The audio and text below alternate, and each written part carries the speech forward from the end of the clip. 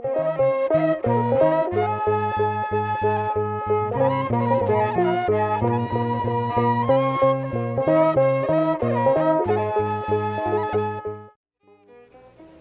አብ ወወልድ ወመንፈስ ቅዱስ አሐዱ አምላክ አሜን። በክርስቶስ ክርስቲያን በወልድ ውሉዳን በመንፈስ ቅዱስ መንፈሳውያን የተሰኛችሁ የጻድቃን የሰማዕታት የደናግል የመነኮሳት ወዳጆች አባቶቼ ካህናት፣ ወንድሞቼ ዲያቆናት፣ እናቶቼና አባቶቼ በመላው ዓለም የምትገኙ ይህንን የትምህርት ክፍል የምትከታተሉ ሁሉ በአምላካችንና በመድኃኒታችን በጌታችን በኢየሱስ ክርስቶስ ሰላምታ ሰላም እላችኋለሁ። እንደምን ከረማችሁ? እንደምን ቆያችሁ? እግዚአብሔር አምላክ እንደምን ለዚህች ዕለትና ሰዓት አደረሰን አደረሳችሁ። አሜን። ልዑለ ባህሪ እግዚአብሔር አምላክ ቢሰጥ የማያልቅበት ቢዘገይ እንኳን ቀዳሚ የሌለው የአባቶቻችን የደጋጎቹ የቅዱሳኑ አምላክ ስሙ ከፀሐይ መውጫ እስከ ፀሐይ መጥለቂያ ድረስ በእኛ በኃጢአተኞቹ አንደበት ስሙ የከበረና የተመሰገነ ይሁን።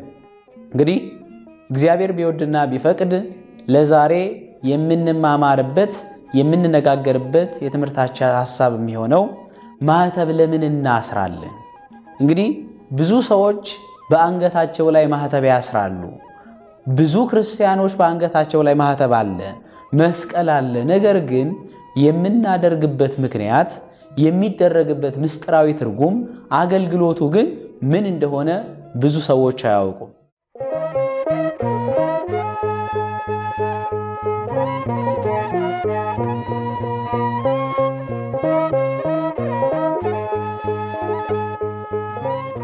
ሐዋርያው ቅዱስ ጳውሎስ በገላትያ ለነበሩ ክርስቲያኖች በጻፈላቸው መልእክት ላይ ተነስተን ሐሳቡን ለማንሳት እንሞክራለን።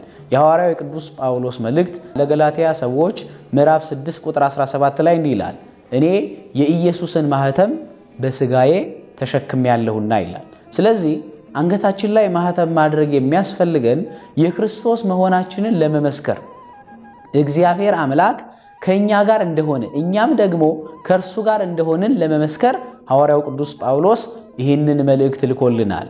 በመጀመሪያ ማዕተብ ማለት ምን ማለት ነው የሚለውን ሐሳብ እናነሳለን። ማዕተብ ማለት አተበ፣ አተመ፣ አማተበ፣ ምልክት አደረገ፣ ባረከ፣ ወሰነ፣ ቆረጠ የሚለውን ትርጉም ይይዝልናል። ታዲያ ከዚህ ውስጥ አንደኛውን መርጠን ለማህተብ ተስማሚ የሆነ ትርጉም እንሰጠዋለን። ምልክት አደረገ። ማዕተብ አሰረ ማለት ምልክት አደረገ። ያ በአንገቱ ላይ ምልክት የሚያደርገው የእግዚአብሔር ልጅነቱን ለማሳየት ነው። በብሉይ ኪዳን ዘመን እግዚአብሔርና አብርሃም ባደረጉት ቃል በመዝሙር እንዲህ እንደተባለው ኪዳነ ተካሄድኩ ምስለ ሕሩያንየ ከመረጥኳቸው ጋራ ቃል ኪዳኔን አደረግኩ እንዳለ እግዚአብሔር አብርሃምን መረጠው። አብርሃምን ሲመርጠው አብርሃም በመጀመሪያ እምነት አልነበረውም። የአብርሃም እምነት ጣዖት ማምለክ ነው። ነገር ግን እግዚአብሔር አምላክን ፈልጎ ስላገኘ እግዚአብሔር ከእርሱ ጋር ስለሆነ እንዲህ አለው፣ ሳይገረዝም በነበረው እምነት ያገኘውን የጻድቅ ማህተም የሆነ የመገረዝን ምልክት ተቀበለ ይላል። ስለዚህ አምላካችን መድኃኒታችን ኢየሱስ ክርስቶስ እምነቱን እንደ ማህተብ አድርጎ የቆጠረለት ግዝረትን ነው። ስለዚህ የአብርሃም ልጆች በሙሉ ይገዘሩ ነበር። ይሄ የእግዚአብሔር ምልክት የእግዚአብሔር ቃል ኪዳን ሆኖ ያገለግላቸው ነበረ። በአዲስ ኪዳን ደግሞ እኛ ክርስቲያኖች በአንገታችን ላይ ማህተብ እናስራለን። ይህንን ማህተም የምናስረውስ መቼ ነው ካልን የምናስረው ወንድ ልጅ ከሆነ በ40 ቀኑ ሀብተ ወልድና ስመ ክርስትናን ሲያገኝ ነው። ሁለተኛው ደግሞ ሴት ከሆነች ደግሞ በ80 ቀኗ ሀብተ ወልድና ስመ ክርስትናን ስታገኝ ይህንን ማህተም በአንገቱ ላይ ያስራል ማለት ነው። ማህተም ሲደረግልን 3 ቀለማት ያሏቸው ክሮች ተገምደው በአንገታችን ላይ ይደረጋሉ። እነዚህ 3 ቀለማት አንደኛው ነጭ ነው፣ ሁለተኛው ጥቁር ነው፣ ሶስተኛው ቀይ ነው። እነዚህ 3ቱ ቀለማት በአንድ ይገመዳሉ። 3 መሆናቸው የአብ የወልድ የመንፈስ ቅዱስ ምሳሌ፣ በአንድ መገመዳቸው ደግሞ እግዚአብሔር አብ እግዚአብሔር ወልድ እግዚአብሔር መንፈስ ቅዱስ በፍጹም አንድ አምላክ መሆናቸውን ለማሳየት ይሄ ይደረጋል። ታዲያ ማህተም አንገታችን ላይ ስናስር ሁለት ምስጢሮች ይፈጸሙልናል። የመጀመሪያው ምስጢር ምስጢረ ጥምቀት ይፈጸምልናል። ከመንፈስ ቅዱስ ካልተወለዳችሁ ከውሃና ከመንፈስ ቅዱስ ካልተወለዳችሁ የእግዚአብሔርን መንግስት አትወርሱም ተብሏልና የእግዚአብሔርን መንግስት ለመውረስ በመጀመሪያ እንጠመቃለን። ቀጥለን ደግሞ በአንገታችን ላይ ይሄ ክር ይደረግልናል፣ ማህተብ ይደረግልናል። የማህተቡ ምሳሌ ደግሞ የእግዚአብሔርን አንድነትና ሶስትነት መናገር ነው። ስለዚህ ምስጢረ ሥላሴንም በዚሁ እናካሂዳለን። በመጨረሻ ጥምቀቱ ከተፈጸመ በኋላ በአንገታችን ማህተብ ካሰርን በኋላ ደግሞ ምስጢረ ቁርባንን ደግሞ እንፈጽማለን። ቁርባን ዋናው ማህተብ ስለሆነ በአንድ መገመዳቸው ቅድም እንዳነሳ ነው ምስጢረ ሥላሴን የሚያነሳ ምስጢረ ሥላሴን የሚያስተምር ሐሳብ። ነጭ መሆኑ ደግሞ አምላካችን ኢየሱስ ክርስቶስ እንደሚሞትና እንደሚነሳ አምላካችን ክርስቶስ ትንሣኤ እንዳደረገ እንዲህ እንደተባለ በመጽሐፍ ሞቱን በሚመስል ሞት ብንተባበር ትንሣኤውን በሚመስል ትንሣኤ እንነሳለን ተብሎ እንደተገለጸ የክርስቶስ ሞት የሚታሰብበት በኋላም ደግሞ ትንሣኤ እንዳለው እኛም ደግሞ በትንሣኤ ዘጉባኤ በኋለኛው ዘመን እግዚአብሔር እንደሚያነሳን ለማጠየቅ ነጩ ይህንን ምሳሌ ይዛል። ጥቁሩ ሞቱን መከራውን መስቀሉን ለማሳየት ነው። ቀዩን ደግሞ ስናነሳ ክርስቶስ መከራ ከተቀበለ በኋላ ደሙን ማፍሰሱ ስለኛ ብሎ ስጋውን መቁረሱ ደሙን ማፍሰሱ ለማጠየቅ ነው። የነጩና የቀዩ ክር ደግሞ በአንድ ሆኖ ምሳሌ አምላካችን ኢየሱስ ክርስቶስ በቀራንዮ አደባባይ በተሰቀለ ጊዜ ከጭፍሮቹ አንዱ ሌንጌዎስ የሚባለው ጭፍራ መጥቶ ጎኑን በጦር መውጋቱን በዚህ ጊዜ ደግሞ ሁለት ነገሮች ከጎኑ መፍሰሳቸውን አንደኛው ማየገቦ ውሃ መፍሰሱ ነው። ሁለተኛው ደግሞ ለድህነታችን ምክንያት የሆነው ደሙ መፍሰሱ ነው። ስለዚህ በደሙና በማየገቦ ይመሰላሉ። ደሙ ለዘላለም ሕይወት ምስጢረ ቁርባን የሚፈጸምበት የዘላለም ሕይወት የምናገኝበት ነው። በነጭ ተመስሎ ደግሞ የወጣውና ማየገቦ ደግሞ ለጥምቀታችን ልጅነትን የምናገኝበት ነው ማለት ነው።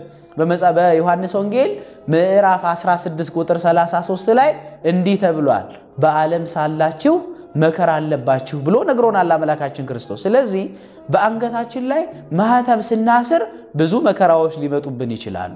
ምክንያቱም መለያ ነው። በአንገታችን ላይ ሁለት ነገሮችን ልናደርግ እንችላለን። በማዕተብ ውስጥ ሆኖ የመጀመሪያው መስቀል ነው።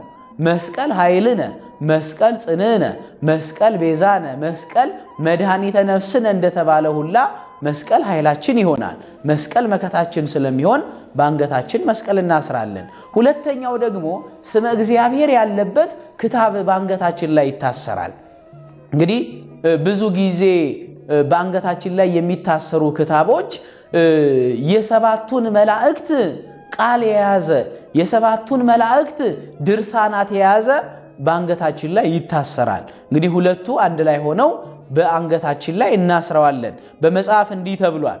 በማቴዎስ ወንጌል ምዕራፍ 10 ቁጥር 22 ላይ በሁሉም ስለ ስሜ የተጠላችሁ ትሆናላችሁ። በሁሉ ስለ ስሜ የተጠላችሁ ትሆናላችሁ። አንገታችን ላይ ማህተብ በማድረጋችን ዛሬ ብዙ ፈተናዎች ደርሰውብናል። በአንገታችን ላይ ማህተብ በመኖሩ እግዚአብሔርን በማምለካችን የእግዚአብሔር በመሆናችን ለጣዖት አንሰግድም በማለታችን ዛሬ ብዙ መከራ ደርሶብናል። ነገር ግን ክርስቶስ እንዲህ ብሎናል፣ እኔ ዓለሙን አሸንፌዋለሁ ብሎናልና እንደ እውነተኛ አማኝ እንደ እውነተኛ ክርስቲያን በእምነታችን ልንጸና ይገባል። በዚሁ በማቴዎስ ወንጌል ምዕራፍ 10 ቁጥር 22 ላይ እስከ መጨረሻ የሚጸና ግን እርሱ ይድናል ተብሎ ተጽፏልና እንድንድን መጽናት ያስፈልጋል። ስንጸና ደግሞ በአንገታችን ላይ ያለውን ማህተባችንን ጠበቅ ማድረግ ያስፈልጋል። ለሀገራት ባንዲራ የክብራቸው መገለጫ እንደሆነ ሁሉ ለክርስትናም ደግሞ በአንገታችን ላይ ያለው ማህተብ ኩራታችን ነው። ዛሬ ግን ብዙ ክርስቲያኖች በተሳሳተ መንገድ እየሄድን እንገኛለን።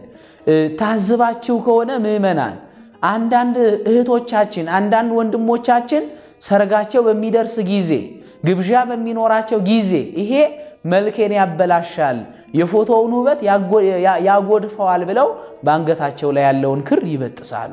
በእውነት ክርስትና እንደዚህ አይደለም። ክርስትና እስከ መጨረሻ መጽናት ነው። እንዲህ ነው የተባለው፣ በለሷን የጠበቀ እስከ መጨረሻ የሚጠብቅ የበለሷን ፍሬ ይበላል። ታዲያ ይህንን ለማድረግ በእምነታችን ጠንከር ልንል ያስፈልጋል ማለት ነውና በእምነታችን ጸንተን የመንግስቱ ተካፋዮች የርስቱ ወራሾች እንደሆን ዘንድ እግዚአብሔር አምላክ ይፍቀድልን። የምናውቃቸውም የማናውቃቸውም ጻድቃን፣ ሰማዕታት፣ ደናግል፣ መነኮሳት ረድኤታቸው፣ በረከታቸው፣ ጥባቆታቸው፣ አማላጅነታቸው ከኛ ጋር አይለይ። እግዚአብሔር አባታችን ታቦቱን ከመንበሩ ካህኑን ከደብሩ ሕዝቡን ከሀገሩ አይልቀቅብን። የቅድስት ድንግል ማርያም ምልጃዋ፣ ጸሎቷ፣ ረድኤቷ፣ በረከቷ አይለየን። ወስብሐት ለእግዚአብሔር ወለወላዲቱ ድንግል ወለመስቀሉ ክቡር አሜን። ይቆየን።